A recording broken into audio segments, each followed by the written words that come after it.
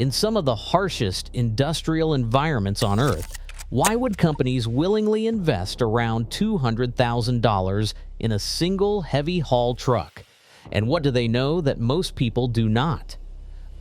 Across the vast stretches of the Australian Outback, heavy-haul truck routes often span hundreds of kilometers between service depots, on corridors like the Great Northern Highway or the inland tracks that connect remote mines to coastal ports. The distance from one fueling or maintenance point to the next routinely ranges from 300 to 600 kilometers.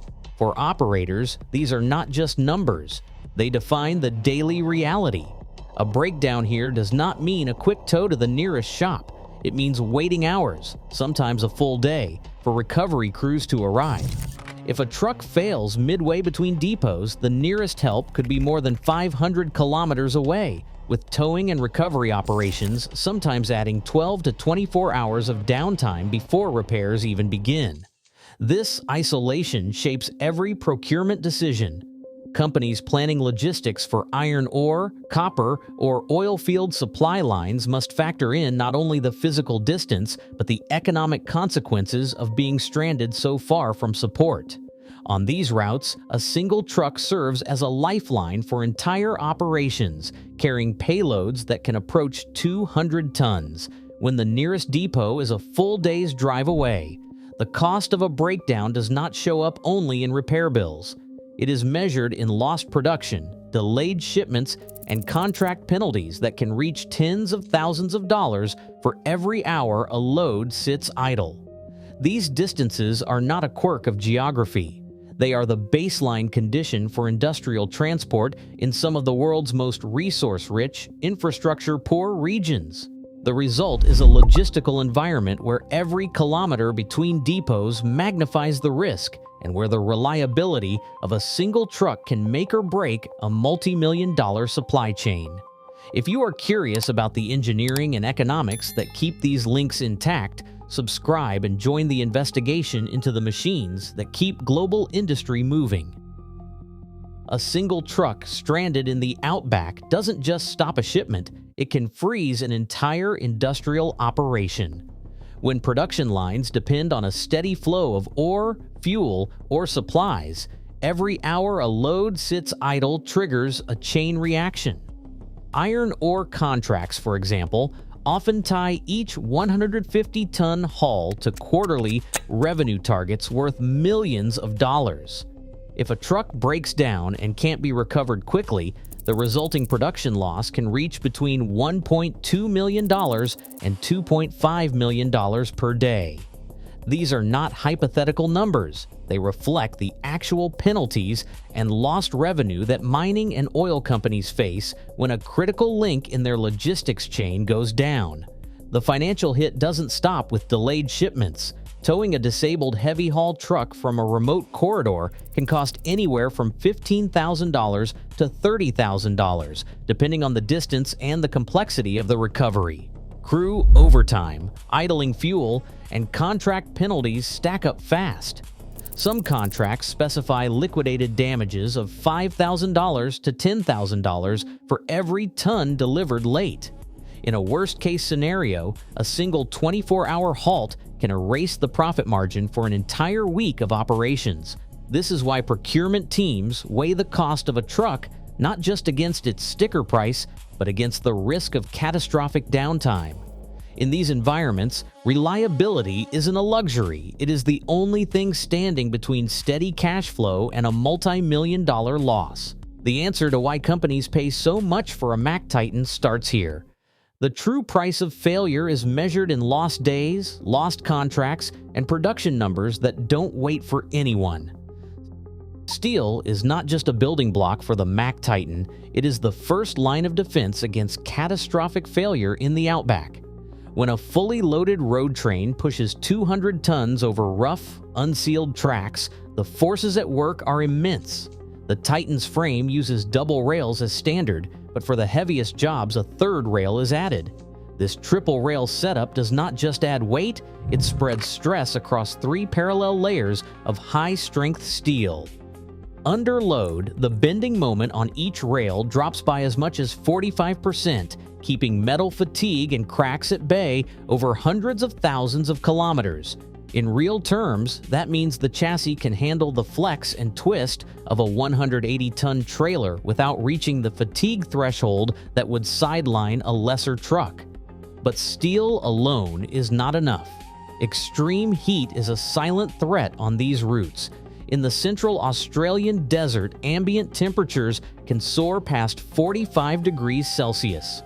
Engines working at full tilt generate massive waste heat, and if that heat is not managed, coolant can boil, lubricants break down, and powertrain components seize.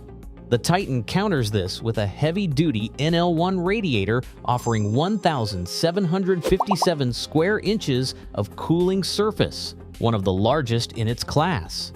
An 813mm, 11-blade nylon fan pulls air through the core, keeping coolant below 95 degrees, even when the outside air feels like an oven.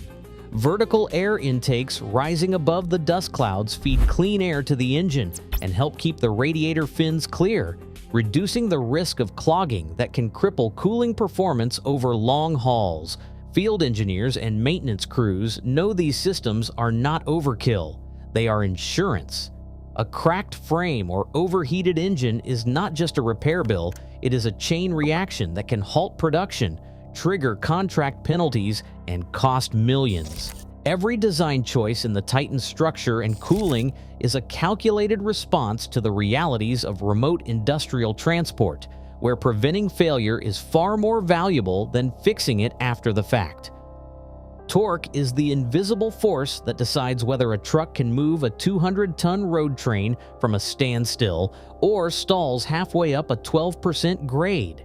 In the Mack Titan, the MP11 engine produces 3,800 Newton-meters of torque at just 1,200 revolutions per minute. That number alone does not tell the whole story. It is the way this torque is multiplied by the MDRIV XHD transmission, especially in first gear, where a ratio of 6:1 turns engine output into brute force at the wheels. Add in the final drive, and the result is a staggering 22,800 Newton-meters of wheel torque. On paper, this translates into a tractive effort of 150 kilonewtons at the drive axle. That is enough to pull a fully loaded road train up a 12% incline, even when the gross combination weight pushes 180 tons. To put that in perspective, the force needed just to counter gravity on a slope like that is about 21 kilonewtons.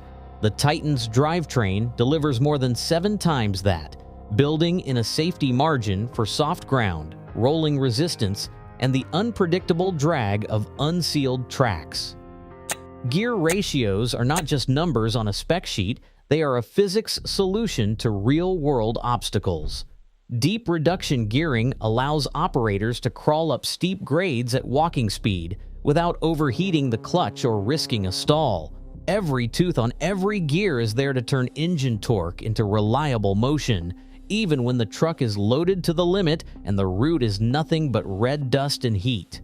For companies betting millions on every haul, this ability to translate torque into tractive effort is the difference between a truck that simply looks impressive and one that actually gets the job done. Red Dawson knew the odds were against him. In 2019, a rail bridge collapse stranded a 180-ton load of mining equipment deep in the Outback, with production lines waiting on the other end and every hour of delay threatening millions in lost revenue. With no backup route and the clock ticking, Dawson's Mack Titan was called into action. For 12 hours straight, the engine ran at 95% load, pushing through soft ground and midday heat that sent the outside temperature soaring past 45 degrees Celsius. The radiator's 1,757 square inches of surface and that 11-blade fan worked overtime, but coolant temperatures never climbed past 95. Dust hung thick in the air, but the vertical intake kept the engine breathing clean. Not once did the system overheat or lose power. By the time Dawson rolled into the depot, the mine's operation was still on schedule. For drivers like him, those design margins aren't just engineering.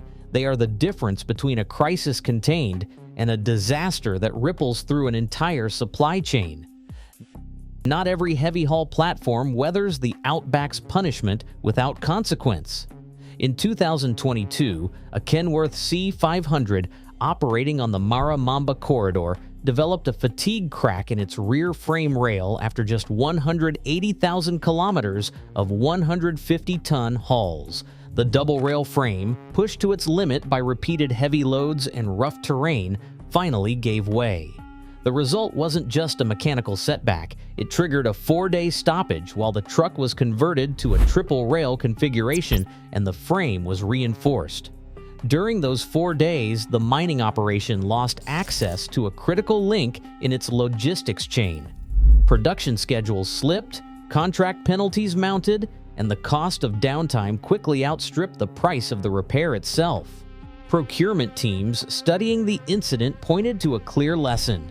While the Kenworth C500 can be optioned for extreme loads, running a double rail frame beyond its fatigue threshold carries real risk. For operations with payloads routinely pushing 150 tons or more, the choice between double and triple rails isn't just about initial cost. It's about safeguarding against the kind of unplanned downtime that can ripple through an entire supply chain.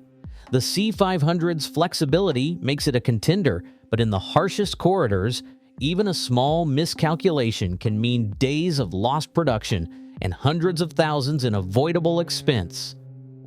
Right now, the true cost of heavy haul trucking is measured in Uptime, not sticker price. In remote corridors where every hour lost means millions, reliability becomes the bottom line. Machines like the Titan aren't luxury, they're industrial insurance. For more on the real engines of industry, subscribe and join the investigation.